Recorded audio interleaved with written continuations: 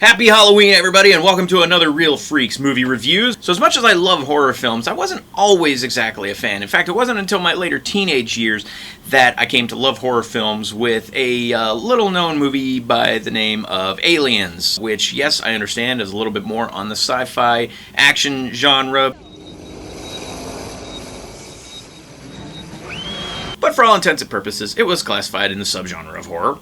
In fact, I was so proud of the way I handled the chest-busting, acid-bleeding, bloodthirsty monsters that I had to tell just everyone I knew about it, and some of those friends still haven't forgiven me to this day for how much I raved about this movie. Granted, like I said, I know this wasn't a horror film along the lines of, say, Michael Myers or Freddy Krueger, but this was the baby steps that I took working my way up to the likes of Nightmare on Elm Street, Halloween, and The Exorcist.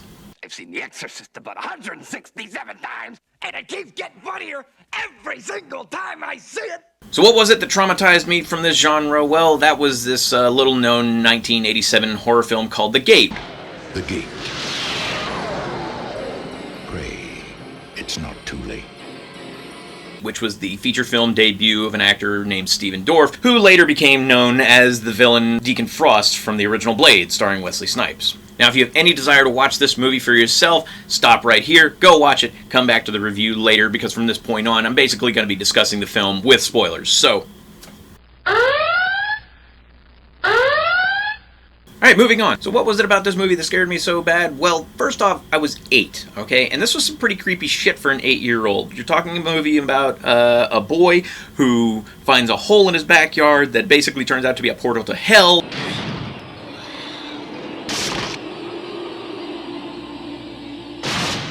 And now, someone has opened the gate. And a bunch of demons come out.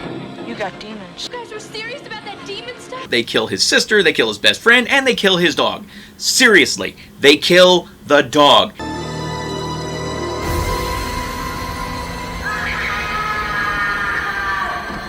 Never kill the dog. And this movie wasn't like most movies where the adults show up at the end, like the police or the parents or something, to help the kid and save the day in the final act. No. This kid is on his own the whole damn film, and he has to fight off all these freaking demons by himself, Home Alone style. You've been bad. And the demons in this movie are actually pretty freaky looking. I mean, not necessarily as flashy and, good as some of the stuff we got in today's movies, but to be honest, they're not that bad. The stop-motion animation and the forced perspective that they use in this film actually holds up pretty damn well. So there really is something to be said about stop-motion animation versus CGI. I mean, it may not necessarily look as flashy, but you know what? There's something about it that just makes it look tangible, like it actually has some weight to it. CGI just looks so artificial. Yes, I get it. Stop-motion animation is artificial as well, but something about it, I don't know. It's like it's actually there. It's something that's physically in front of the camera versus something that clearly, to some degree, looks like it was never there to begin with, so I don't know. Plus, they actually did a really good job melding the stop-motion animation with the forced perspective, so half the time you don't really know which one you're looking at. The writer of this movie has even said that he tapped into a lot of those fears that he had when he was a kid, and I can definitely relate. Some of the things in this movie actually really did scare me, and one of which was the arms reaching out from under the bed. That actually freaked me out so much that I could not get out of bed That actually freaked me out so much that I couldn't get out of bed properly for a long time. I actually had to jump about 2 feet away from the edge of the bed to avoid anything that might be coming out from that void underneath your bed that you just dared not to look, for fear of getting sucked down into the place where our nightmares come from. Then there's this almost Evil Dead-like sadism that happens in the film, where the kid's hand gets possessed by an eyeball, and the way the kid gets rid of it is literally by jamming a shard of glass into his own eye. It's just, oh god, it still kind of gives me the creeps today. It's pretty bad. Seriously, like, what the hell?